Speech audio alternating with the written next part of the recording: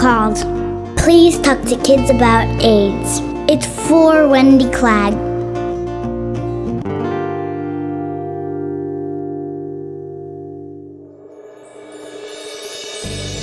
My sister is 4 and I am 6. What is AIDS? What is AIDS doing to your body? It's about HIV and AIDS. It's a disease that people really don't want, but they're getting it because they're getting germs to their cells by using a lot of stuff that is dirty from other people. Then we know that the conference is good because you can get to see what's going on to other people and what's going on to Africa. So we want everybody to know what's happening to Africa. Then we're gonna go to places that there's no AIDS conference, and we're gonna tell them that you can't take bad drugs or anything, and so that's why we're here.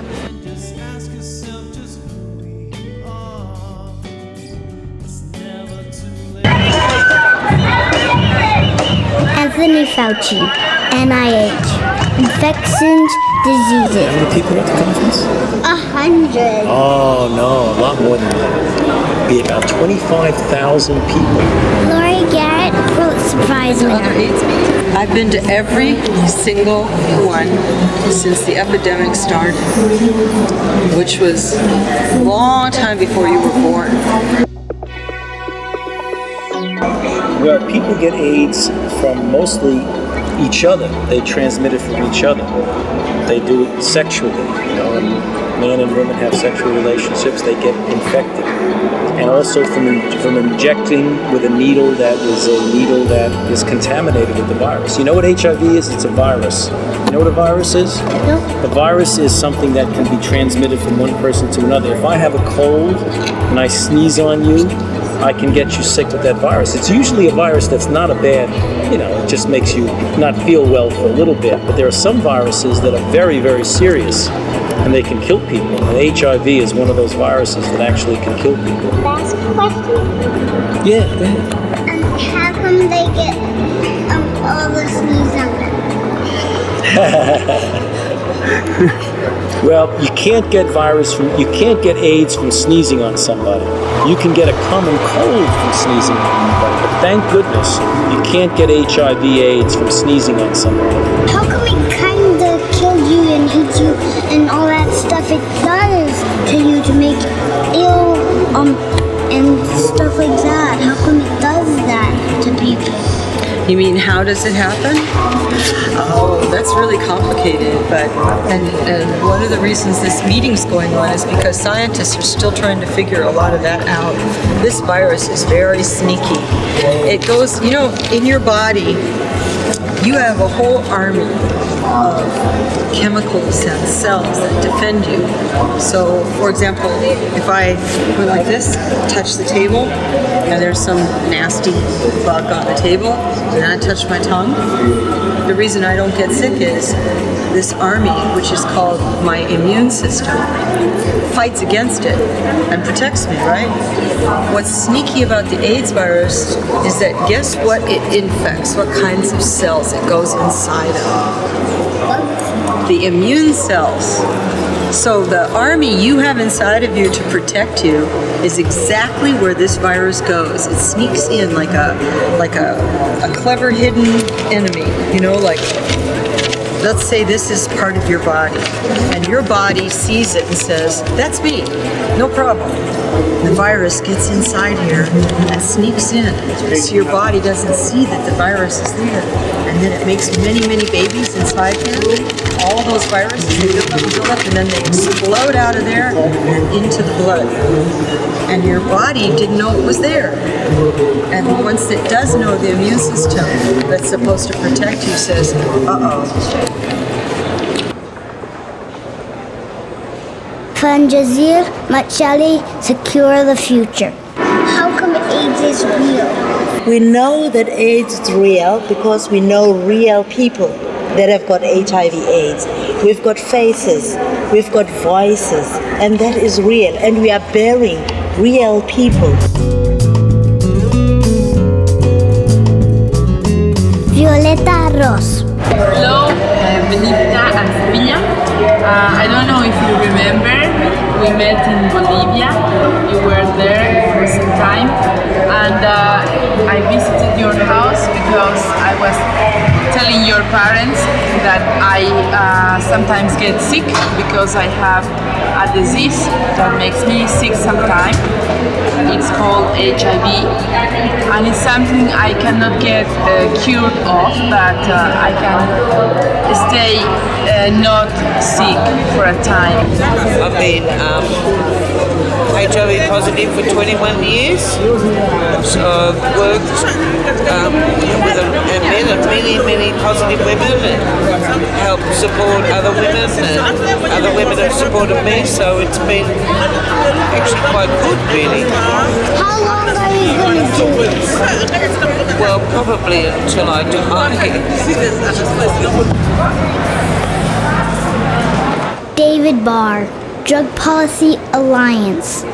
Sometimes it made me really tired, and it made me, I had no energy, and it was hard. So you just have to stay at the benches and stuff like that?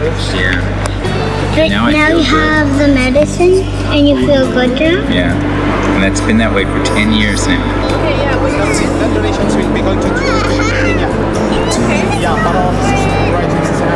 Ruth Ngwati, University of Nairobi.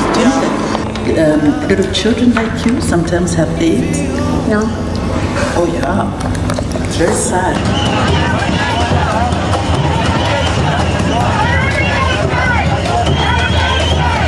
Jose Esparza, Gates Foundation. Actually, why does AIDS is bad? How come it's a virus that it's bad? It's bad for two reasons. It's because it makes you sick. And then, in fact, may kill you eventually, like many diseases. But you know, AIDS is also bad because the friends don't like to befriend a person who is with a disease that may kill him or her. Kevin DeCock, AIDS Director, WHO. AIDS is a bad thing, isn't it? But people who have AIDS, they're not bad, are they? No, they're good. They're okay. For many people, it's not their fault they've got AIDS, and we have to be very good to them, okay? Helene Gale, President of CARE. It starts wherever it has a place to enter. So it could start in your blood, it could start if you have holes in your skin. It also starts in private parts of your body. So the AIDS can enter in several different parts in your body. Mark Weinberg, Chair of the AIDS Conference. How does AIDS get into your body? Well, AIDS gets into your body in ways that can be complicated to explain to little girls. But I think it's fair to say AIDS gets into your bodies in the same way that, you know, a mummy and a daddy have a relationship that results in our coming into the world. But you know what? You asked me a great question that I'm not sure I'm qualified to answer. Craig McClure, Director, International AIDS Society. Do you know about sex? No. No? Okay, well, people, men and women, and sometimes men and men, sometimes women and women, when they become adults, they start to have sex. Sometimes it's to have children. The only way you can have children is to have sex. Sometimes it's just to have pleasure, to enjoy yourself. It's what adults do. One of the things that adults do. And when people have sex, their bodies come together. And the virus that that can be in one person's body and get into the other person's body.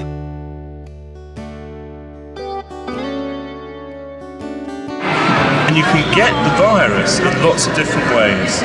Some people take drugs by putting needles. You know, you have these little blood vessels in your arms, and some people put needles in, drugs in there, and you can get AIDS that way.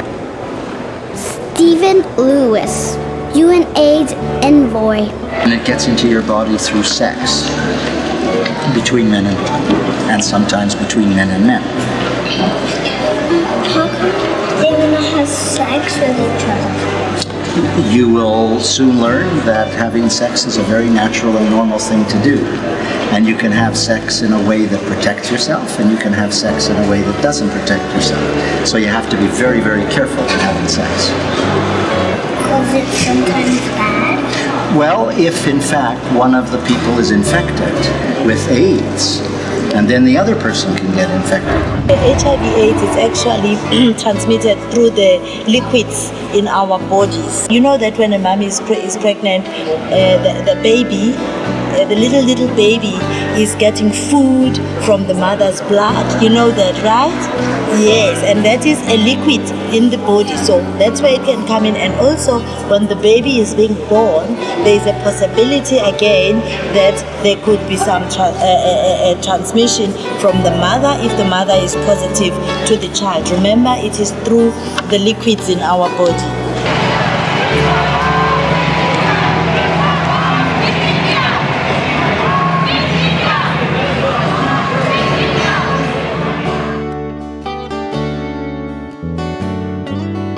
The great thing is that we have a lot of drugs that can control the virus. So people can live normal lives, completely normal lives, when they take these drugs. And that is fantastic. Some drugs are good, but some drugs are not good. I don't get that. Okay. Some drugs are really good. So drugs you can take in little pills or little liquids control the virus. They effectively kill the virus, and that can make you live completely normally. But there are other types of drugs which people take for all sorts of reasons, but they can be very, very bad for you. And they can actually really hurt you. And with AIDS, they can actually, because of the way people use the drugs, they can actually give you AIDS. So there are lots of different types of drugs. And you're right, some are just great and some are really, really bad. So you have to be really, really careful with drugs. Unless you get drugs to turn it around, because there are some drugs you can now take. If you don't get those drugs, you die. And in Africa, lots of people can't get the drugs, and they are dying.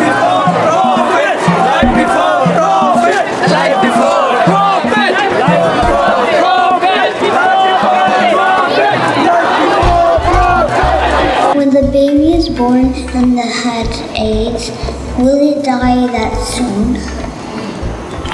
If the baby does not get medicine, yes, the baby will die. Nice to meet you, Benita. And what do you know about AIDS? That it makes people die. Right. And did you know that some people have access to medications so that they don't die, and other people, the majority of people, do not have access. They don't get the medication. So what we're doing here today is increasing awareness so that more people, more adults, more kids, that they know that there is medication that everybody should have, so that everybody lives. Why are you here? Why am I here? Well, I work with an organization called the Condom Project, and what the Condom Project does is we want to sort of, do you know what the word demystify means? No, or destigmatize. Okay. Well, we want to let people know that it's okay to talk about condoms and to touch condoms and to use condoms, and the way we let people know that it's okay to do that is by using condoms in art. So it's like making arts and crafts. It's like you're drawing a picture or a painting, but instead of using art supplies, you're also using condoms. There you go. Yay! And may I pin it on you? May I do that? Working with is truckers, is a senior trucker. And look what you made. Isn't that amazing? Can you show him what it is? Go like that. Nice! And not for you. Okay? That's a boy. Ah, how do you know? Wow. Inside here. You put them inside there? To do what? To protect yourself. To protect yourself? Is it a ballerina dress? Daddy on this one. Daddy, say don't touch me.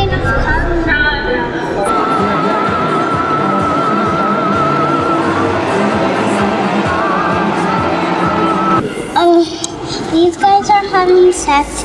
You know why? Because they like each other. They got married, and they have condoms, so they don't get the disease that other people have. Is this a gun? Stop. And so that's why I made a design so nobody gets disease or anything like that. These are condoms that you put in boys' penis, so they don't get AIDS with a woman, or a man can do it with a man if you like it. And the condoms, I put them in bowls so they wouldn't fall. But this one fell because it wasn't in a bowl. So I like this picture because it's important.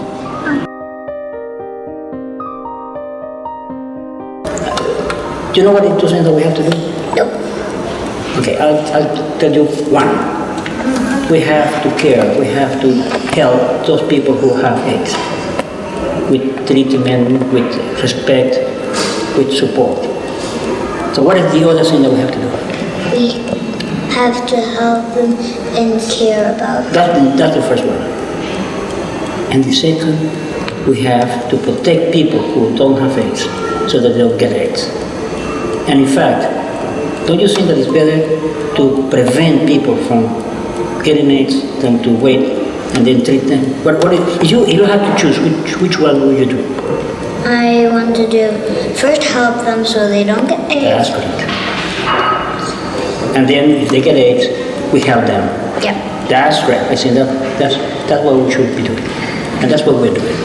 You are very small now, but one day you will be like me. And in this day, I don't want you to get the disease I have. This is why I'm telling everybody about this disease. We do to help them. I really don't know what to do. Well, you can do what you're doing now. You can ask questions and you can talk to your friends about it. And you can join a club which is worried about AIDS and does things. You can raise some money. You can bring some kids together and invite somebody to talk to you about AIDS. You can find a class in a school in Africa and perhaps write to them and hear from them and listen to what the kids have to say. Lots of things you can do.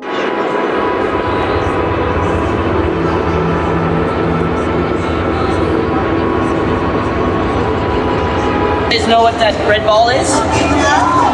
That's the ball that we take to the field with us in Africa when we do work with kids your age over there.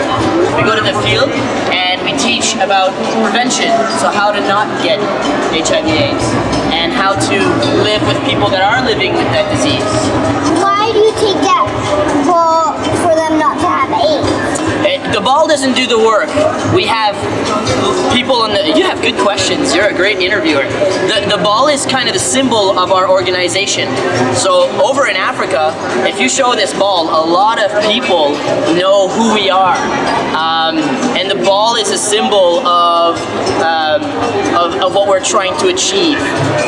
But it's not the ball that does the work. It's local leaders, people in those countries that have a passion for sport and play, and they're the ones that are teaching the kids about what they need to be doing. Meet Tripati. And I belong to the Hijra culture. When a new child is born, when there is wedding, so we go over there, we give them blessings, and then we sing song and dance, and then over there, like that is the culture what we have. So that is very close to the transgender culture in Europe and stuff.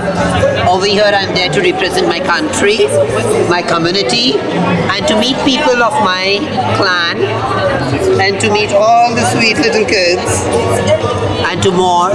As the thing of this conference is, it's the time to deliver. So it's time to deliver love, which is very important. One should have a positive outlook and a positive attitude to deliver a positive effect. Thank you. Pascal Robitaille. Beauty, beauty. Oh, too many. We each have one left. So now we are ready to go out. Who are we going to see tonight? You don't know. Well, the girls I work with, they don't know either. That's why they have to be careful when they're dressed like this. And are you the father of those? Is he your father? Yes? Okay. It explains a few things. I was wondering why you were bringing kids up here. I'm Caroline, and I'm working in Montreal, Canada, with Stella, the organization here, and we are working with sex workers. Do you know what's a sex worker? Okay, a sex worker is somebody who gives sex services to another person in exchange of money. Actually, this job is not recognized as a real job. People don't see it as a real job. So we are fighting to make it recognized as a real job, and having sex work, everybody sees sex work as real work, so we can have workers' rights like anybody else, like the sir here, who's in his job, he has, human rights. We don't have this, so we are fighting to get this. So we are here because HIV is an issue. Well, they're toys for adults, not for kids. We have one toy that's kind of.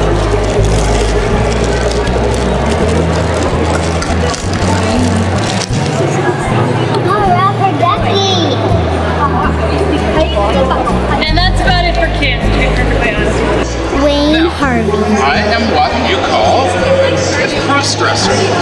And I'm normally a man, as you can tell from my voice. But sometimes I dress as a lady. And now I'm dressed as Queen Elizabeth. And what I'm doing is I am supporting Casey House, which is a hospital for people who are ill and dying from AIDS. We do a show, and all the people in the show are boys dressed as girls. And the proceeds go to Casey House.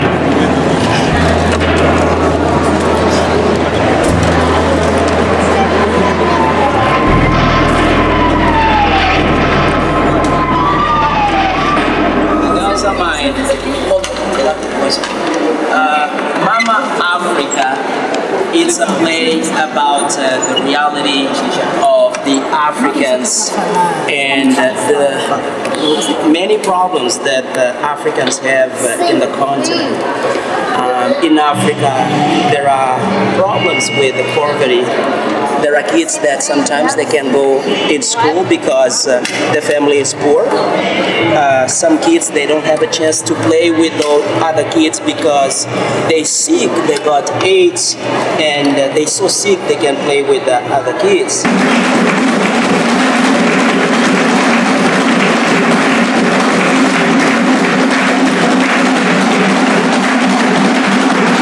What if we killed all the baby viruses and the virus mama? Then you would cure AIDS, and you'd get a Nobel Prize and be the biggest hero ever. I want to do it. All right, excellent. I want you to do it. The other child whose parent is HIV positive had showed some concern, and Vanita was very remorseful. This was my teacher in Toronto, Christina Schroen. And one of his concerns was about his mother dying. And Vanita very compassionately was so sensitive to his needs and reassured him that, you know, that there was lots of new medication out, and research and development had kind of progressed that, you know, she could live if she took her medicine. And so the little boy, you know, answered by, well, how long will she live? And then Vanita answered, oh, she'll live 100 years. And that was, you know, one of the most impressive conversations that I think I've ever heard amongst children at the age of 6.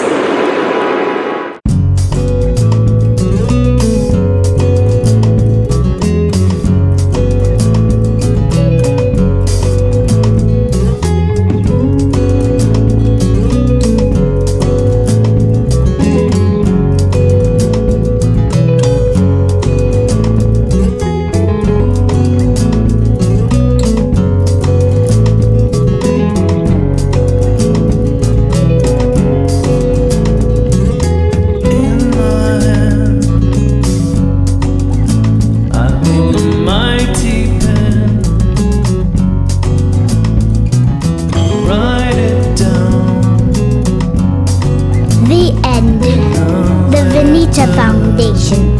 Please talk to kids about AIDS.